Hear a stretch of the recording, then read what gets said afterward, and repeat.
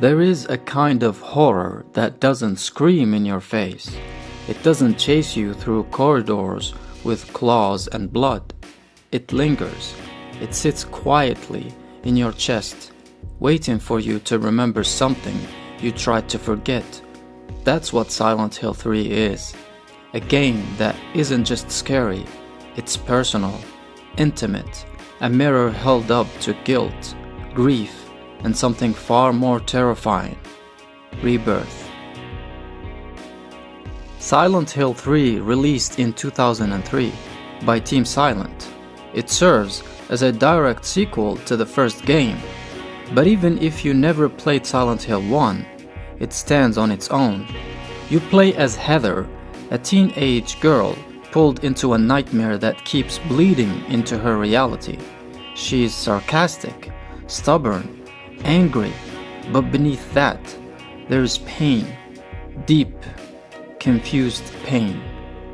The game is about her journey, but also about identity, memory, and a twisted religion that wants to use her body for its god. It's the final breath of the original trilogy. My favorite part about this game is Heather herself. She's stubborn, she's sarcastic, she's angry, but yet she doesn't feel cheesy. She doesn't feel like the modern write-in style.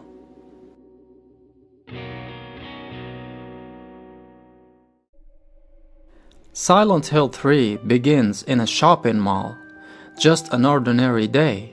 Heather is having a burger when everything shifts. The mall turns into a nightmare.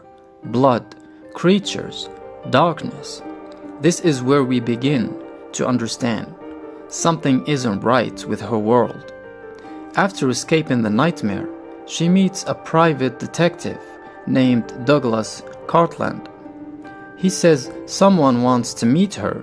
That someone is Claudia Wolf, a priestess from a fanatical cult called the Order. She reveals disturbing things about Heather's past, things Heather can't or doesn't want to remember. Soon after, Heather's adoptive father, Harry Mason, is found murdered in their apartment. This is the breaking point. It punches Heather to go to Silent Hill in search of answers and revenge. Her journey takes her through nightmarish subway tunnels, a twisted amusement park, and finally the cult's church. Along the way, we learn the truth. Heather is the reincarnation of Cheryl Mason and Alyssa Gillespie, the girl from the first Silent Hill. She was created as part of the ritual to birth a god. Claudia wants to continue that ritual, but Heather resists. She rejects the role forced on her.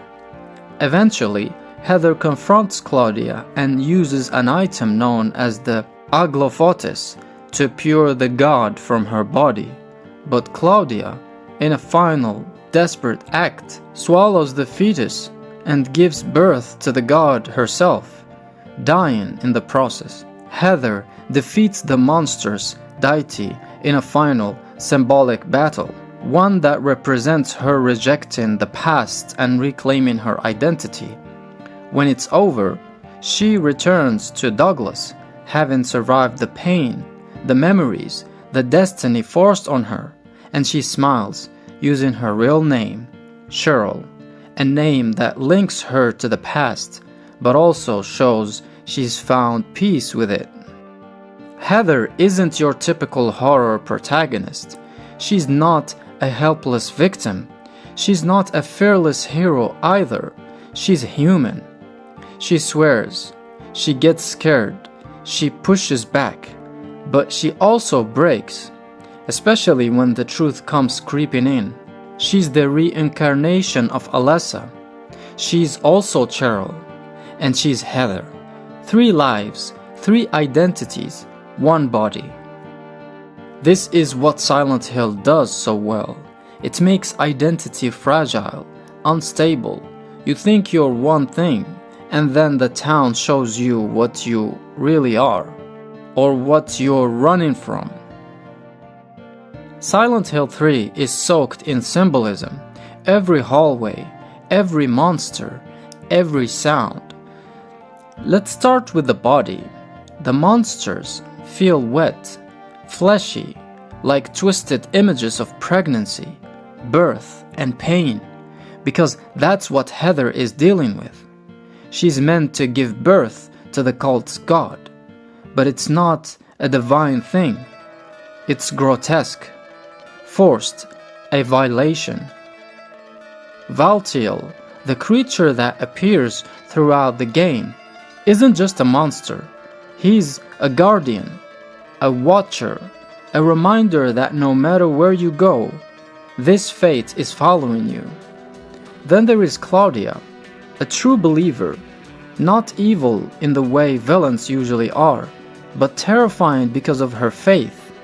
She thinks suffering is holy. She thinks Heather's pain has meaning. This contrast is brutal. Heather fights for herself. Claudia wants her to surrender to destiny.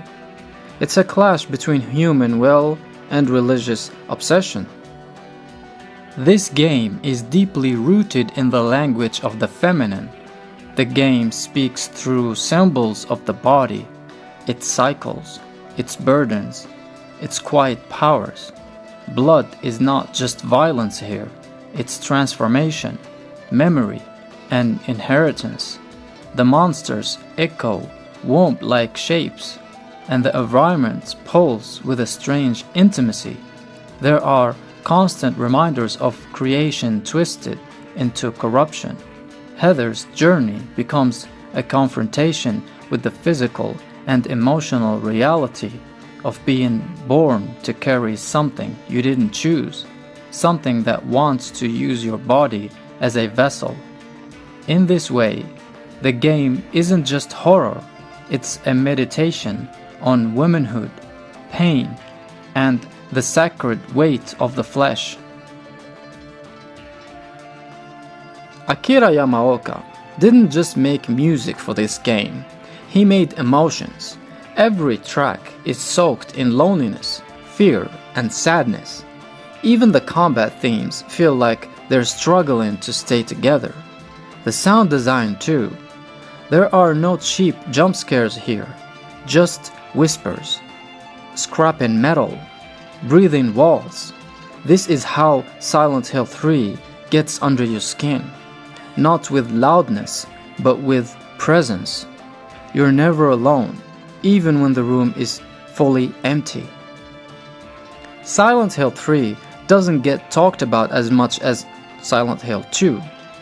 It doesn't have the same fan theories or romantic nostalgia, but it's one of the most personal entries in the series.